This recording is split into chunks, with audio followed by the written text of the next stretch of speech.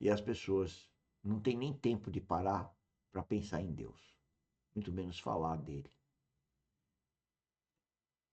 Nós, filhos de Deus, temos uma obrigação de honrar o nosso pai, o nosso irmão mais velho, o amor ágape. Até porque a gente tem uma visão que o mundo não tem. E é isso que a gente está fazendo aqui. Vem conosco, vem trabalhar conosco, vem trabalhar para a glória de Deus, vem trabalhar no corpo de Cristo, para a noiva ser ataviada, para nós nos ataviarmos como noiva de Cristo.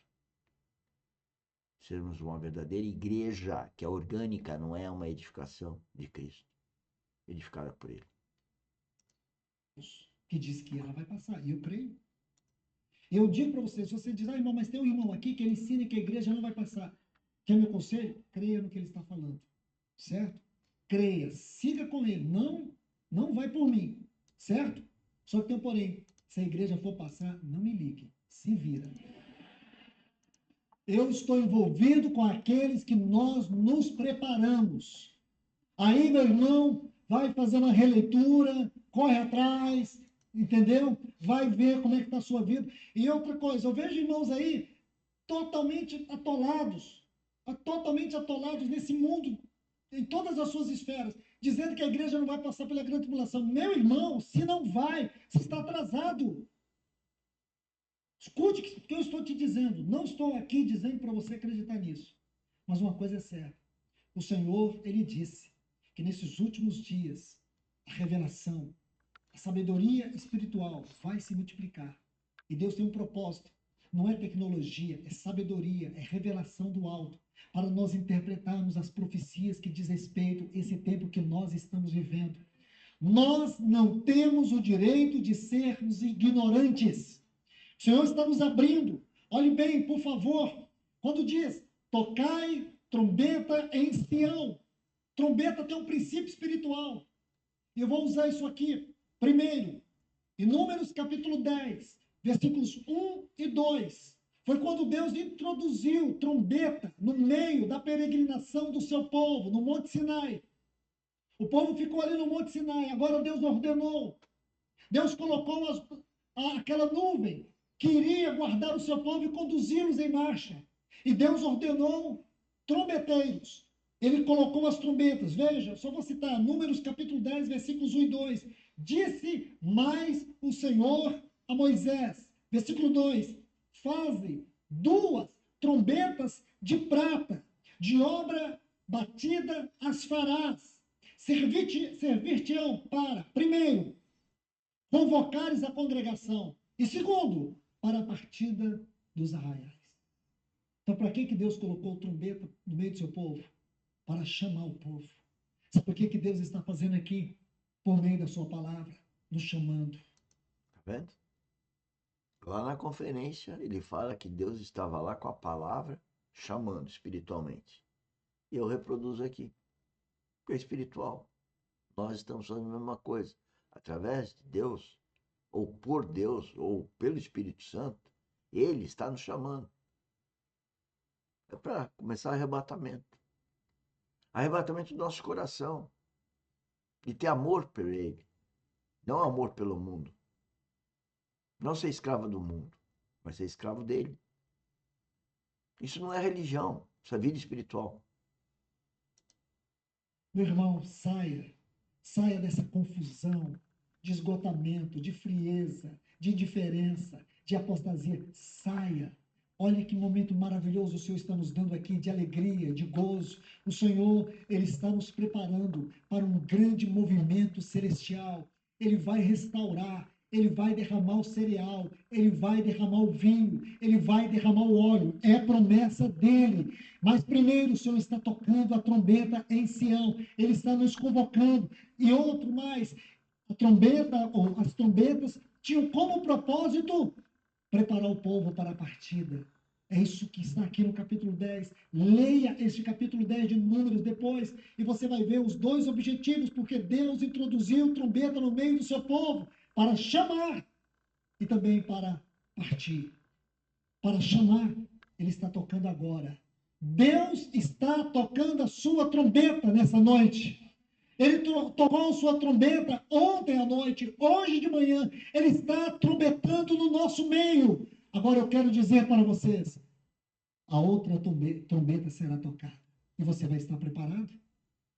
Repito, disse hoje de manhã, 1 Coríntios 14, 8.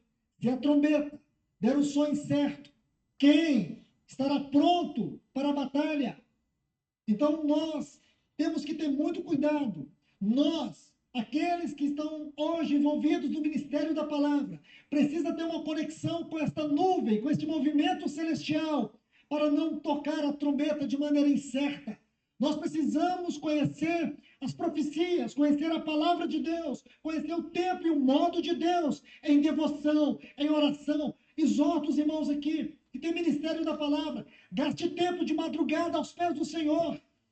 Que seja a sua primeira busca de todos os dias, está aos pés do Senhor. Mesmo que você diga não tenho tempo, mesmo que você diga eu estou cansado, coloque isso diante do Senhor.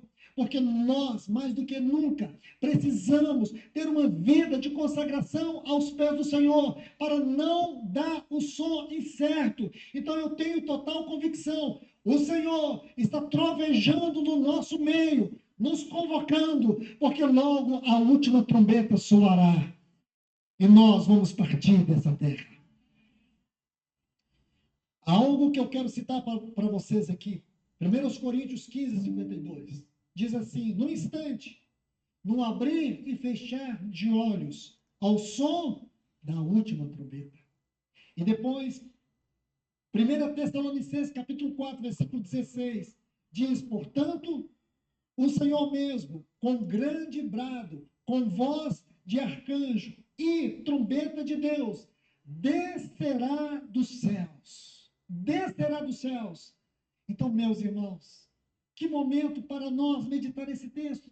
Tocai trombeta em Sião. Deus está tocando a sua trombeta em Sião. Nós somos o Sião de Deus. Deixe-me dizer isso para vocês. Olhe bem. Versículo 15 do capítulo 2 de Joel. Tocai trombeta em Sião. Capítulo 2, versículo 23. Alegrai-vos, pois, filhos de Sião, e regozijai-vos no Senhor. Capítulo 2 ainda, versículo 32. E acontecerá que todo aquele que invocar o nome do Senhor será salvo, porque no monte Sião, e ele diz em Jerusalém, estarão os que forem salvos, como o Senhor prometeu, e entre os sobreviventes, aqueles quais o Senhor chamar. Capítulo 3, versículo 16. O Senhor brama de Sião.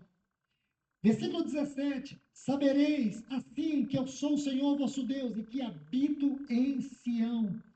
Versículo 21 do capítulo 3. Eu expiarei o sangue dos que não foram expiados, porque o Senhor habitará em Sião.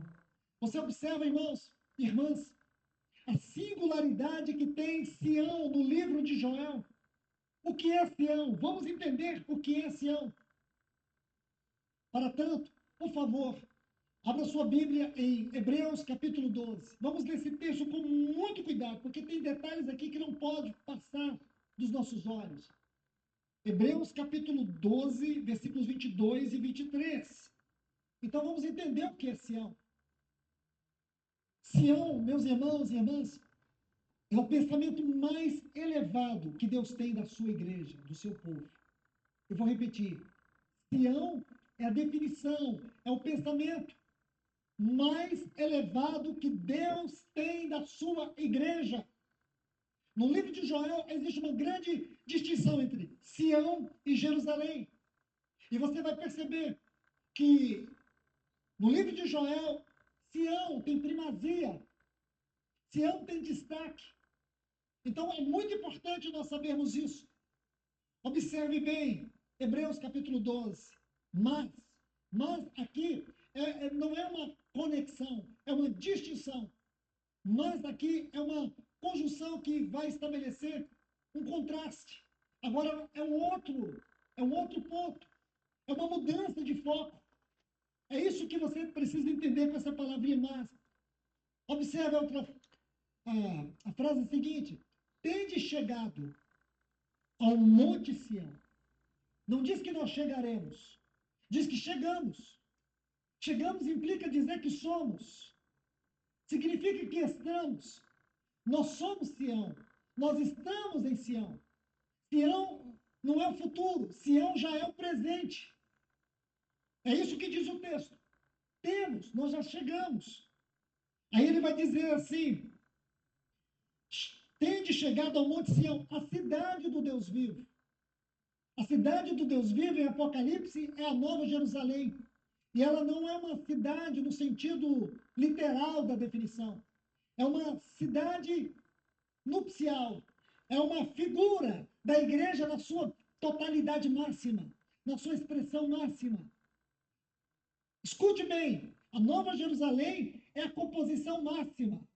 Ainda não chegamos na composição máxima. Por que não chegamos na composição máxima? Porque nós estamos vivendo a parte daquilo que é o nosso ministério e vocação dentro de uma dispensação. Mas nós chegamos, nós somos Sião de Deus. A outra parte de Sião é aquilo que já se encontra com o nosso Senhor. E que um dia vai experimentar a ressurreição, a primeira ressurreição. Então, escute bem, temos chegado ao Monte Sião, a cidade do Deus vivo, a Jerusalém celestial. Aí ele diz, e há incontáveis hostes. Em Apocalipse 5:11, vai falar assim, milhões e milhões e milhares de milhares. Escute bem, então vamos mudar isso aí para uma correção.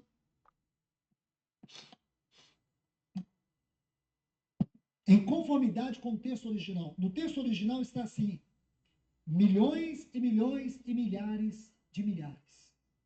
Por quê, irmãos? Porque não compreende apenas nós, nessa geração. Compreende os nossos primeiros irmãos de todos os séculos passados. Compreende os patriarcas. Compreende